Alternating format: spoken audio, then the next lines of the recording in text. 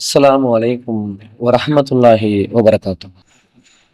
எல்லாம் வல்ல ஏக இறைவனின் நல்லடியார்களே, இந்த நேரத்தில் தியாக பயணம் ஏன் என்கிற தலைப்பின் கீழ் சில வரலாற்று நிகழ்வுகளை உங்களோடு நான் பகிர்ந்து கொள்வதற்கு கடமைப்பட்டிருக்கிறேன். அல்லாஹுவின் தூதர் நபிகள் நாயகம் ஸல்லல்லாஹு அலைஹி வஸல்லம் அவர்கள் லா இலாஹா இல்லல்லாஹ் முஹம்மதுர் ரசூலுல்லாஹ் என்கிற ஏகத்துவ கலிமாவை மக்கள் மன்றத்தில் எடுத்து வைக்கின்ற பொழுது சொல்லென்னா தீரத்திற்கு மக்காவுடைய தேசத்தில் உள்ளாகினார்கள். அவரோடு இஸ்லாத்தை ஏற்றுக்கொண்ட மக்கள் மிகவும் சொற்பமான மக்களாகத்தான் ஆரம்பத்தில் இருந்தார்கள். எந்த அளவிற்கு என்று சொன்னால், விரல் விட்டு எண்ணுகிற அளவிற்கு இஸ்லாத்தை ஏற்றுக்கொண்ட மக்களும் இவர்கள் அத்தனை பேரையுமே அடித்து கொன்று மிகைத்து விடுகிற அளவுக்கு காஃபிர்களுடைய கூட்டமும் மிகைத்து இருந்த ஒரு தேசம்தான் அந்த மக்கா என்கிற சவுதி அரேபியா. அந்த தருணத்தில் நபிகள் பெருமானார் ஸல்லல்லாஹு அலைஹி வஸல்லம் அவர்கள் தான் அந்த மக்கத்து காஃபிர்களுடைய பார்வையில் ஒரு நல்ல மனிதராகவும் செல்வந்தராகவும் தன்னுடைய சிறிய தகப்பனாருடைய அரவணைப்பிலும் இருந்த காரணத்தினால் ஆரம்ப காலகட்டங்களில் சில துன்பங்கள் அவருக்கு குறைவாகவே இருந்தது. ஆனால் யாரெல்லாம் அவரை நோக்கி இஸ்லாத்தை ஏற்றுக்கொள்கிறார்களோ அவர்களை பொறுத்தவரையில் எல்லோருக்கும் கடுமையான அடி, உதை, சித்திரவதை, தாங்கள் சொந்த வீட்டிற்குள்ளே சென்று எந்த ஒரு சுய தேவைகளையும் செய்ய முடியாத அளவிற்கு கடுமையான துயரங்கள் எல்லாம் நடந்தேறிய ஒரு காலகட்டம். அந்த நேரத்தில் தான் நபிகள் நாயகம் ஸல்லல்லாஹு அலைஹி வஸல்லம் அவர்கள் ஒரு திருமறை வசனத்தை அல்லாஹ் ரப்புல் ஆலமீன் இறக்கி அருளிய உடனேயே மக்களுக்கு அதை எடுத்துரைக்கின்றார். என்ன வசனம்? வல்லதீன ஹாஸரு ஃபில்லாஹி மின் பாதி மா லுலூமின். அல்லாஹ் சொல்லுகிறான், அநீதி இழைக்கப்பட்ட பிறகு நீங்கள் இறைவனுடைய பாதையில் ஹிஜ்ரத்தை மேற்கொண்டால். இப்போ நாம சொந்த ஊர்ல வாழுகிற பொழுது நம்மால் இஸ்லாத்தை நடைமுறைப்படுத்த முடியவில்லை, இறைவன் சொன்ன கோட்பாடுகளை பின்பற்ற முடியவில்லை, ஒரு அநீதிக்கு உள்ளாகி இருக்கிறோம். அது மாதிரி ஒரு சூழல்ல நாம் என்ன செய்யணுமா? இறைவன் ஒரு வசனத்தை இறக்குகிறான், ஹிஜ்ரத்தை நீங்கள் மேற்கொள்ளுங்கள். சொல்லிவிட்டு அல்லாஹ் சொல்லுகிறான், வல அஸ்ருல் ஆகிரத்தில் அக்பர். ஏன் அப்படின்னா, மறுமைதான் சிறந்ததும் மிக பெரியதும் ஆகும். இந்த உலகத்துல நீங்க தியாகம் பண்ணுங்க, இந்த தியாகத்தை நம்ம என்ன பண்ணுவோம் அப்படின்னா, மறுமையினுடைய கூலியாக எந்த ஒரு கூலி உலகத்திலேயே ஆக பெரியதோ அந்த கூலியை நாம் தருவோம் என்று சொன்ன மாத்திரமே நபிகளார் ஒரு கூட்டத்தை, முதல் ஹிஜ்ரத்தை ஹபசாவை நோக்கி பயணிக்க வைக்கிறார். ஹபசானா இது அபிசீனியான்னு சொல்லக்கூடிய மக்காவிலிருந்து ரொம்ப தூரம் தொலைவில் இருக்கக்கூடிய ஒரு பகுதி. ரசூல் ஸல்லல்லாஹு அலைஹி வஸல்லமுக்கு ஆல்ரெடி அந்த நாட்டினுடைய மன்னர் நஜ்ஜாசியை பற்றி சில தகவல்களை அறிந்து வைத்திருக்கிறார். ரொம்ப தன்மையான ஒரு மனிதரு, நல்ல மனிதரு, அரவணைக்கக்கூடியவரு, கிறிஸ்தவ மார்க்கத்தை வாழ்க்கை நெறியாக ஏற்று வாழக்கூடிய ஒரு பகுதி. அப்போ ஆரம்பத்துல போன ஒரு 13-14 நபர்கள் கொஞ்ச காலம் அங்க அப்படியே இருந்துகிட்டு இருக்கிறாங்க. இருந்துகிட்டு இருக்கும் பொழுது மக்காவுல காபத்துல்லாவில் அல்லாஹ்வின் தூதர் ஸல்லல்லாஹு அலைஹி வஸல்லம் தொழுகை வைக்கிறார். மற்ற யாராலையும் அங்க தொழ வைக்க முடியாது.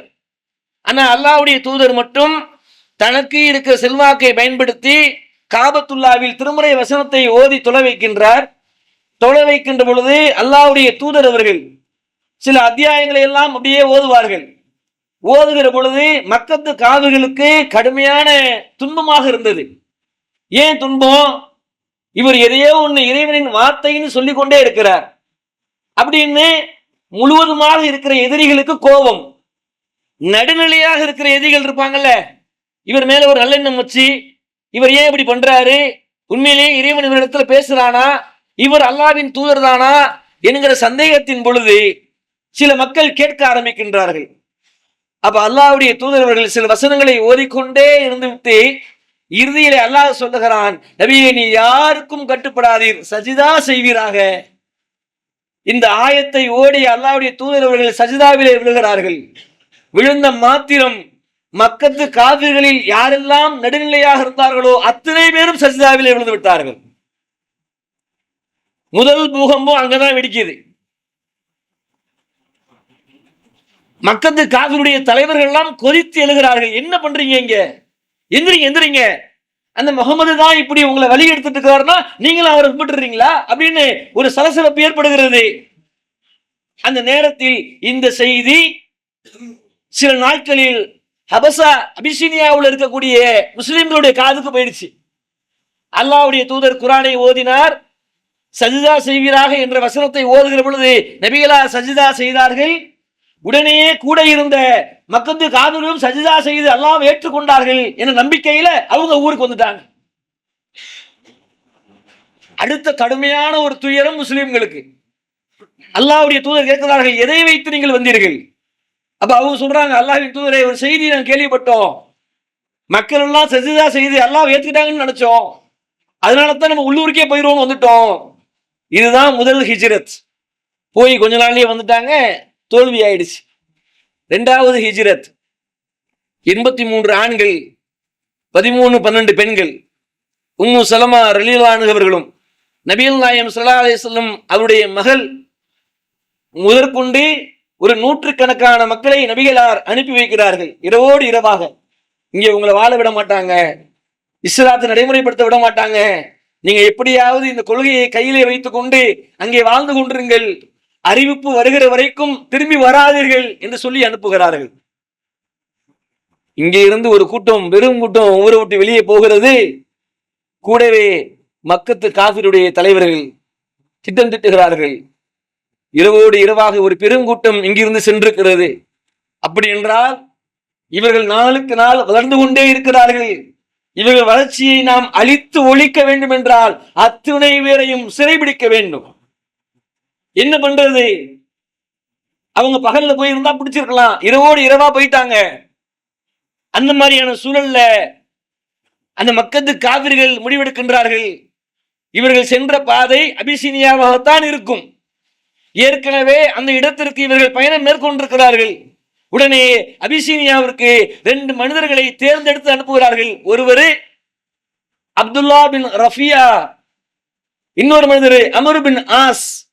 இந்த இருவருமே ஆரம்ப காலகட்டத்தில் இஸ்லாத்தை அழிப்பதற்கு கடுமையாக துடித்த 2 மனிதர்கள், இளைஞர்கள். பின்னாடி இவங்க இஸ்லாத்துக்கு வந்துட்டாங்க. ஆனா ஆரம்ப காலகட்டத்துல நல்ல பேச்சாற்றலும் உடல் வலிமையும், ஒரு மன்னரிடத்துல பேசி மக்களை திரும்பி கொண்டு வரணும் அப்படின்னா சாதாரணமா முடியாது, சில அறிவு இருக்கணும். அப்போ அந்த மாதிரியான மக்களைத்தான் இங்க இருந்து அபூஜஹல் கொண்ட தலைவர்கள் அனுப்பி வைக்கிறாங்க. முதல் நாள் முஸ்லிம்களுடைய கூட்டம் அபிசீனியாவிலே கால் பதிக்கிறது. அந்த மன்னர் ஏற்றுக்கொள்கிறார். சரி, நீங்க போங்க, ஓய்வெடுங்க. அடுத்த நாள் அமர் பின் ஆஸ் அவர்களும் அப்துல்லா பின் ரஃபியா அவர்களும் மன்னருடைய அவையில் இருக்கிற முக்கியமான மக்களை, பாதிரிமார்களை சந்திக்கின்றார். கவனிக்க வேண்டிய விஷயம் இங்கதான். நீ நாம இஸ்லாத்தை நடைமுறைப்படுத்துவதற்காக செய்த தியாகம் என்ன, நம்முடைய முன்னோர்களாக இருந்த அந்த மக்கள் செய்த தியாகம் என்ன, ஒரு கணம் நம்ம உரசி பார்க்க கடமைப்பட்டிருக்கிறோம். முஸ்லிம்களுக்கு ரொம்ப மன உளைச்சல். நினைச்சு பாருங்களேன், சொந்த ஊர்ல தான் எங்களை வாழ விடல, நாங்க வெளியூருக்கு வந்துட்டோம், உங்களுக்கு எந்த தொந்தரவும் கொடுக்கல, எந்த சொத்து சுகத்தையும் நாங்க எடுத்துட்டு வரல, எந்த பொருளையும் நாங்க அபகரிக்கல, அப்படி இருந்த பொழுது கூட மீண்டும் எங்களை துரத்தி கொண்டே வந்து தொந்தரவு செய்கிறீர்களே, கடுமையான கவலை.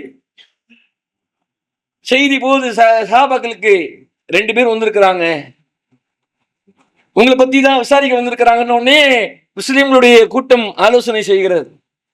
என்ன பண்றது?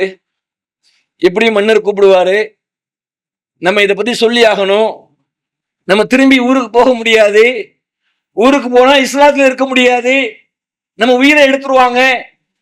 அந்த மாதிரியான சூழல்ல ஜாபிர் பின் அபு தாலிப் ரலியல்லாஹு அன்ஹு,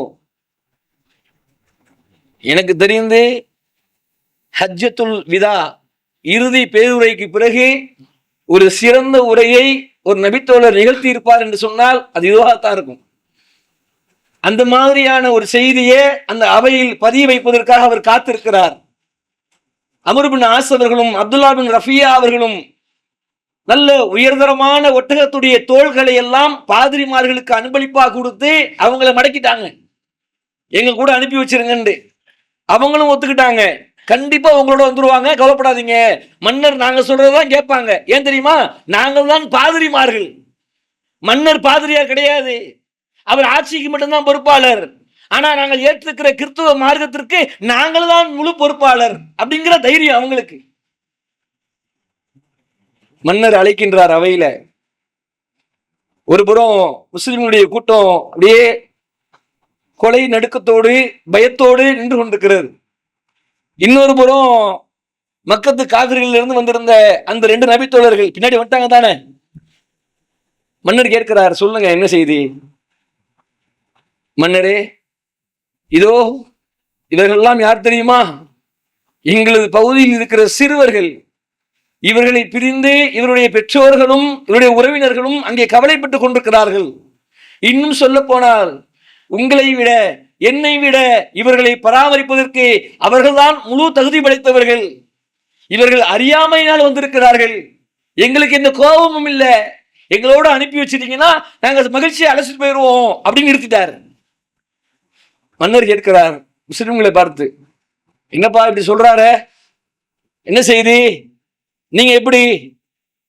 அப்பொழுது யாரும் பேசவில்லை. சபையில் பொறுப்பெடுத்துக் கொண்ட ஜாபிர் பின் அபு தாலிப் ரலியல்லாஹு அன்ஹு அவர்கள் ஒரு எடி முன்னாடி எடுத்து வைத்து சொல்லுகிறார், அரசரே, எல்லா உண்மையும் சொல்லிவிடுகிறோம். நாங்கள் அறியாமை காலத்தில் இருந்து வந்தோம். சிலைகளை எல்லாம் வணங்கி வந்தோம். இறந்து போன பிராணிகளை எல்லாம் சாப்பிட்டு வந்தோம். மானக்கேடான வெட்கக்கேடான காரியங்களை எல்லாம் எங்கள் வாழ்க்கையில் நடைமுறைப்படுத்தி வந்தோம். எங்கள் அண்டை வீட்டாருக்கு தொந்தரவு கொடுத்து வந்தோம். எங்களில் வலியவர் எளியவரை அடித்து உண்டு கொண்டிருந்தார்கள். அப்படியெல்லாம் நாங்கள் ஒவ்வொரு நாளும் பாவத்திலே மூழ்கி இருந்த பொழுது எங்களில் இருந்தே அல்லாஹ் ரப்புல் ஆலமீன் எங்களுக்கு ஒரு தூதரை கொடுத்தான். அந்த தூதரையும் நாங்கள் அறிவோம். அந்த தூதருடைய பாரம்பரியத்தையும் நாங்கள் அறிவோம். அந்த தூதர் உண்மையாளர் என்பதையும் நாங்கள் அறிவோம். அந்த தூதர் ஒழுக்கமிக்கவர் என்பதையும் நாங்கள் அறிவோம். அந்த தூதர் அமானிதங்களை பேணக்கூடியவர் என்பதையும் நாங்கள் அறிவோம். அந்த தூதர் எங்களிடத்துல சொன்னார், நீங்கள் அல்லாஹ்வை தவிர யாரையும் வணங்க கூடாது என்று சொன்னார். சிலைகளையும் கற்களையும் மரங்களையும் வணங்குவதை விட்டும் புனித தலங்களுக்கு நீங்கள் பயணிப்பதை விட்டும் எங்களை அவர் தடுத்தார். அண்டை வீட்டாருக்கு தொந்தரவு கொடுக்காமல் அன்பு செலுத்துங்கள் என்று எங்களுக்கு போதித்தார். மானக்கேடான காரியங்களிலிருந்து உங்களை நீங்கள் தற்காத்துக் கொள்ளுங்கள் என்று உபதேசம் செய்தார். அமானிதங்களை உரியவரிடத்தில் ஒப்படைக்க வேண்டும் என்று உபதேசம் செய்தார். இப்படியெல்லாம் எங்களுக்கு அவர் உபதேசம் செய்கின்ற பொழுது நாங்கள் அவரை பின்பற்றினோம். அது மட்டுமல்ல, இன்னும் சில செய்திகளை எங்களுக்கு கற்றுக் கொடுத்தார். பொய் பேசக்கூடாது என்று சொன்னார். உண்மையை மட்டுமே பேச வேண்டும் என்று சொன்னார். உங்களது உறவுகளை பேணி வாழ வேண்டும் என்று சொன்னார். பத்தினி பெண்களின் மீது அவதூறுகளை தெளித்து விடாதீர்கள் என்று எச்சரித்தார். அல்லாஹ்வை தவிர எந்த ஒரு கடவுளையும் நீங்கள் வணங்கிவிடக் கூடாது என்று போதித்தார். மதுவிலும் மானக்கேடான காரியங்களிலிருந்தும் உங்களை நீங்கள் காத்துக் கொள்ளுங்கள் என்று எங்களுக்கு போதித்தார். அதோடு நிறுத்தவில்லை, எங்களை தொழ சொன்னார், நோன்பு வைக்க சொன்னார், ஏழைகளுக்கு உதவிட சொன்னார். இப்படியெல்லாம் அவர் சொன்னதை கேட்டு நாங்கள் அவரை அப்படியே பின்பற்றினோம். ஆனால் இதோ இங்கே வந்திருக்கிற எங்களது உறவுகள் மக்கத்து காவிர்கள் எங்களை அதை பின்பற்ற விடாமல் தடுத்தார்கள். எங்கள் மக்களை எல்லாம் துன்புறுத்தினார்கள். எங்களை தொலைவிடாமல் அடித்தார்கள். இது போன்ற ஒரு சூழலில்தான் எப்படியாவது இந்த இஸ்லாத்தை நாங்கள் நடைமுறைப்படுத்த வேண்டும் என்பதற்காக எங்களது தூதர் உங்களிடத்தில் அனுப்பி வைத்தார். ஒரு பெரிய சரசரசரன்னு அடிக்கிறார். அடிச்ச உடனே சபையே அப்படியே கலந்து போய் நிற்கிறது.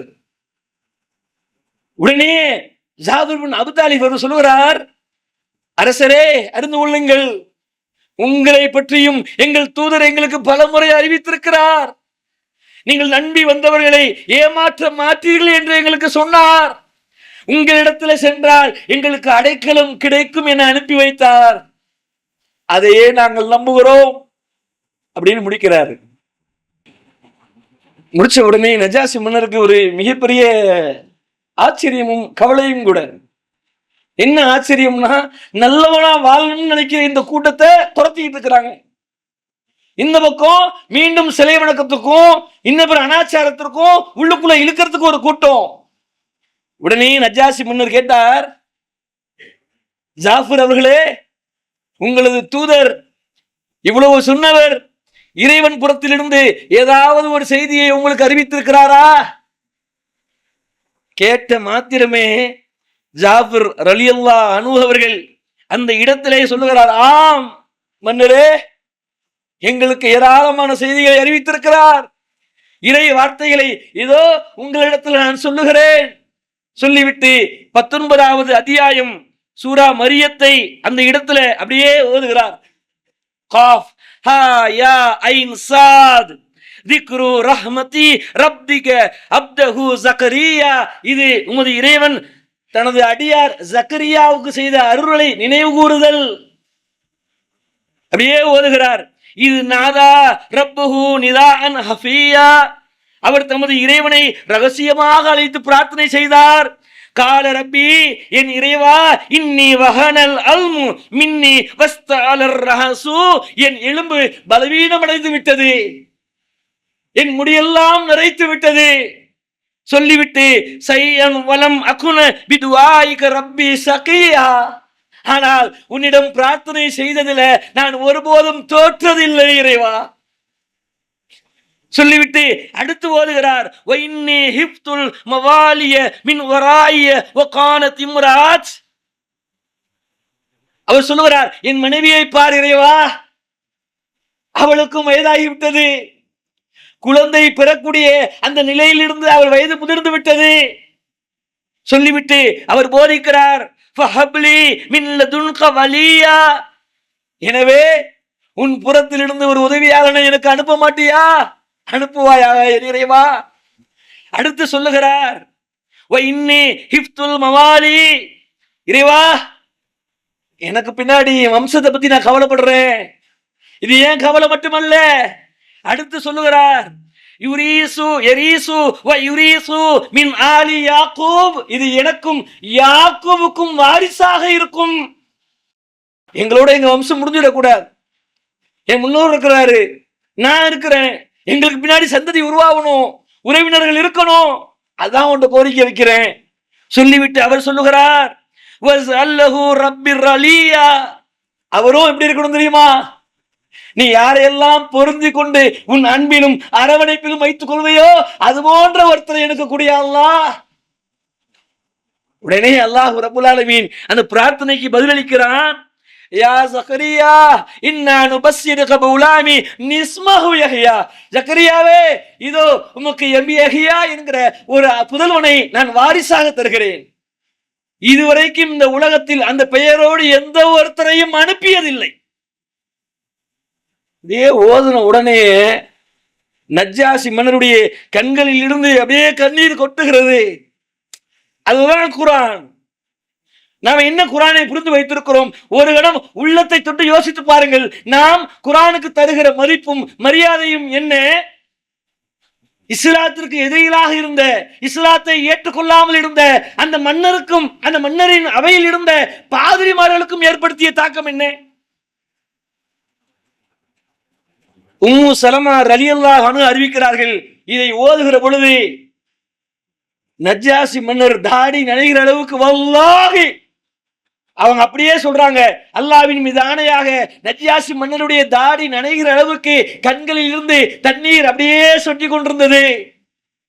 அவருக்கு மட்டுமில்ல, இதை சொல்ல சொல்ல அந்த பாதிரிமார்கள் கையேட்டில் எழுதிக்கிட்டு இருந்தாங்க, எழுதிட்டு இருந்தவங்க அழுததுல அந்த ஏடுகள் எல்லாம் நனைந்து விட்டது. அதுலயும் அல்லாஹ் ஒண்ணு சொல்றான் பாருங்க. ஜக்கரியா அலைஹிஸ்ஸலாம் கேட்கிறார் அல்லாஹ் இடத்துல, இறைவா நீ எப்படி பிள்ளையே கொடுப்ப? இறைவன் சொல்லுகிறான், எதுவுமே இல்லாத பொழுது உம்மை படைத்த இறைவனுக்கு இது ஒன்றுமே இல்லை போ அப்படிங்களாம். அவ்வளவுதான். எப்ப எதுவுமே இல்லாம உன்னை படைச்சேன், உன் மனைவி மலடியா இருந்தா என்ன, உனக்கு வயசா இருந்தா என்ன, தலைமுடி நடச்சிருந்தா என்ன, எலும்பு இல்லைன்னா என்னப்பா? சபை கலங்கி போய் நிற்கிறது. உடனே மன்னர் அழைக்கின்றார் ஜாஃபிர் பின் அபு தாலிபை, நீங்கள் உடனேயே உங்கள் இல்லங்களுக்கு செல்லுங்கள். எங்க இல்லத்துக்கு? மக்காவுக்குள்ள இவங்க ஆதரவு கொடுத்த இடத்துக்கு நீங்க போங்க, ஓய்வெடுங்கன்றார். அந்த இருவரையும் கூப்பிட்டு, இனி இவர்களை பற்றி நீங்கள் பேசக்கூடாது, உடனே கிளம்புங்க. அந்த இருவரும் அவையிலிருந்து அப்படியே வெளியில போகும் பொழுது அம்ர் பின் ஆஸ் ரலியல்லாஹு அன்ஹு பின்னாடி சாத்து வந்துட்டார். அவர் சொல்லுகிறார், இன்னைக்கு தப்பிச்சிட்டாங்க, நாளைக்கு நான் விட மாட்டேன். நாளைக்கு நான் சொல்ல போற விஷயத்துலதான் ஒட்டு மொத்தமாக முகமதும் அவருடைய கூட்டமும் மிகப்பெரிய ஒரு வழியை சந்திக்க போகிறது. சொன்ன உடனே அப்துல்லா பின் ரஃபியா அவர் தானே கூட வந்தவர், மக்கத்து காஃபிர் அன்னைக்கு, அவர் சொல்லுகிறார், ஹே விட்டுருப்பா, நம்ம கூட பிறந்தவங்க தானே, அவங்கள ஏன் இன்னும் தொந்தரவு பண்ணணும், வா ஊருக்கு திரும்பலாங்கிறாரு. நம்ம தலைவர்கள் நம்மளை நம்பி அனுப்பி இருக்கிறாங்க, எப்படி திரும்புறது? சொன்ன மாத்திரமே மறுநாள் மீண்டும் அரசரிடத்துல அனுமதி ஏற்கிறார் அம்ர் பின் ஆஸ் அவர்கள். ஒரே ஒரு அவகாசம் தாருங்கள், உங்களிடத்துல பேசணும்னு. சரி வாங்க. பேச்சுவார்த்தை நடக்கிறது. அப்பொழுது முஸ்லிம்களின் கூட்டம் செய்தி போயிடுச்சு. என்ன செய்தி? எப்படியும் இன்னைக்கு சொல்ல போற செய்தி நேற்று மாதிரி இருக்காது, வேற மாதிரி இருக்கும், கடவுள் கொள்கையை சார்ந்து இருக்கும் அப்படிங்கிறது ஜாஃபிர் பின் அபு தாலிபுக்கும் அந்த முஸ்லிமுடைய கூட்டத்துக்கும் விளங்கி விட்டது. தயாரா நிற்கிறார். அப்ப ஜாஃபிர் பின் அபு தாலிப் சொன்ன வார்த்தை தெரியுமா? ரயிலானு அவங்க எந்த ஒரு சூழலையும் அல்லாஹும் அல்லாஹ்வுடைய தூதரும் எதை சொன்னார்களோ அதை அப்படியே சொல்லத்தான் போகிறேன், நமக்கு என்ன தண்டனை கிடைத்தாலும் பரவாயில்லைன்றார். அவை கூடுகிறது. கேட்கிறார்கள், என்ன சொல்லுங்க? சரி, நேற்று அவ்வளவு பேசினாங்களே, நீங்க நம்பிக்கொண்டிருக்கிற ஈசா அலைஹிஸ்ஸலாம், ஈசா கடவுளை பற்றி என்ன நினைக்கிறாங்கன்னு கேளுங்கன்றார். நேற்று வரைக்கும் மன்னரை இதை யோசிக்கல. திடீர்னு மன்னர் கேட்கிறாரு, ஆமா நீங்க எங்க மார்க்கத்திலையும் இல்லையா, அப்போ அவங்க மார்க்கத்திலையும் இல்லையா, அப்ப என்னதான் நம்புறீங்க ஈசா நபியை பத்தி, ஈசாவை பத்தி சொல்லுங்க அப்படிங்கிறாங்க. உடனே அவர் சொல்லுகிறார், மன்னரே மீண்டும் உண்மையே சொல்லுகிறேன், அல்லாஹும் அல்லாஹ்வுடைய தூதரும் எதை சொன்னாரோ அதையே சொல்லுகிறேன். ஈசா நபி அவர்கள் அல்லாஹ்வின் அடிமையும் தூதரும் ஆவார்கள். அல்லாஹ் அவர்களை பொருந்தி கொண்டான். தீர்க்க தரிசியான மரியாள் என்கிறவர்களுக்காக ரூஹுல் குதூஸ் மூலியமாக இறைவன் ஊதிய வார்த்தைகளால் வெளிப்பட்டவர். அவருக்கு சில அற்புதங்களை இறைவன் வழங்கி இருக்கிறார். ஆனால் அவர் ஒருபோதும் கடவுளாக மாட்டார் என்று சொன்ன உடனேயே நஜ்ஜாசி மன்னர் கையிலே வைத்திருந்த ஒரு குச்சியை ஓங்கி தரையில் அடிக்கிறார். சபை பயந்துருச்சு, வேற மாதிரி ஆயிருமோண்டு.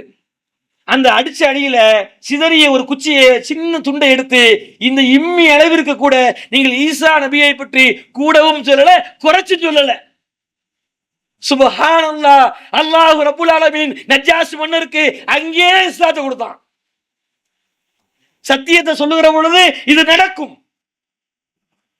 நஜ்ஜாசி மன்னர் சொல்லுகிறார், என்னை எத்தனையோ முறை பதவியில் இருந்து நீக்கி மீண்டும் பதவியை கொடுத்த அல்லாஹ்விற்காக நான் உங்களிடத்துல எதிரிய பார்த்து சொல்றாரு, லஞ்சம் வாங்க வேணாம் என்று எதையுமே அல்லாஹ் கேட்கலையப்பா.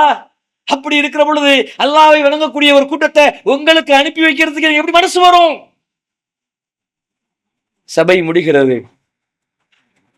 நஜ்ஜாசி மன்னர் சொல்லுகிறார், இனி உங்களை யாரும் இந்த ஹபசா அபிசீனியாவிலிருந்து வெளியேற்ற முடியாது. விரும்பியவாறு நீங்கள் உண்ணுங்கள், பருகுங்கள், எங்கு வேண்டுமானாலும் செல்லுங்கள், உங்களை யாரும் கேட்க முடியாதுன்னு சொன்ன உடனே பாதிரியார்கள் கொதிக்கிறாங்க. என்ன இப்படி சொல்லிட்டீங்க, நாங்க எதுக்கு இருக்கிறோம்? ஒரே வார்த்தையில் ஆஃப் பண்றாரு, நீங்க யாரும் பேசக்கூடாது, நான் தான் இங்க அரசன், நீங்க எதுவும் பேசக்கூடாது, வாங்கின அன்பளிப்பெல்லாம் திருப்பி கொடுத்து அனுப்பிச்சு விடுங்கன்ட்டார். இப்ப இங்க உட்கார்ந்து இருக்கிற ஒவ்வொருத்தருமே நம்ம உள்ளத்துக்குள்ள ஒரு கேள்வி எழுப்பி பாருங்களேன். அவங்க இங்க இருந்து சொந்த வீடு, சொந்த மண்ணு, சொந்த குடும்பம், உறவுகள் எல்லாவற்றையும் இழந்து சென்றது ஏதோ உலக தேவைக்காக அல்ல. மாறாக எங்களால தொழ முடியல, நோன்பு வைக்க முடியல, விபச்சாரம் பண்ணக்கூடாதுன்னு ஒரு கண்ணியத்தோட இருக்கிறோம், பொய் பேசக்கூடாதுன்னு இருக்கிறோம், உண்மையை மட்டுமே பேசணும்னு போறோம். இப்படின்னு சொல்லி ஒரு மனிதன் எவற்றையெல்லாம் பின்பற்றி வாழ வேண்டும் என்று அல்லாஹ்வும் அல்லாஹ்வுடைய தூதரும் சொன்னார்களோ அதுக்காக போனாங்க. ஆனா இங்க நம்ம எவ்வளவு பேரு என்னென்னமோ விடுறோமே, ஏன் தொழுகல? வேலை இருந்துச்சு. ஏன் இப்படி ஒரு அமானியத்தை நீங்க பின்பற்றல? சூழல் சரியில்லை. ஏன் ஒரு மானக்கேடான காரியத்தை பண்ணிட்டீங்க? உலகம் அப்படித்தானே போயிட்டு இருக்குது. யோசித்து பார்க்கணும். எது தியாகம்? எல்லா வசதிகளும் இருந்து, பள்ளி வாசல்கள் பல இருந்து என்னால தொழ முடியல, எனக்கும் சொர்க்கம் வேணும், எல்லாவற்றையும் பின்பற்றுவதற்காக எல்லாவற்றையும் தியாகம் செய்து போன அவங்களுக்கும் சொர்க்கம் வேணும். எப்படி கிடைக்கும்? அப்ப இதை நம்ம ஒரு கணம் சிந்தித்து பார்க்கணும். இந்த உலகம் அழியக்கூடியது, மறுமை நிரந்தரமானது. அதற்காக வாழ்வோம். எல்லாம் இறைவன் உங்களை பகிர்ந்து கொள்வானாக.